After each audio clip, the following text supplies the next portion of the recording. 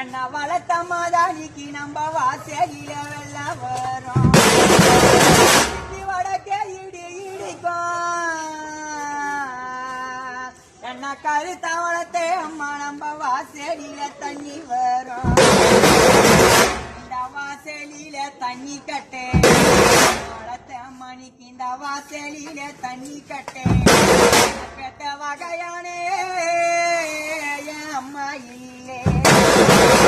வாசலில தண்ணி கட்டே என்ன பெத்த வகையானே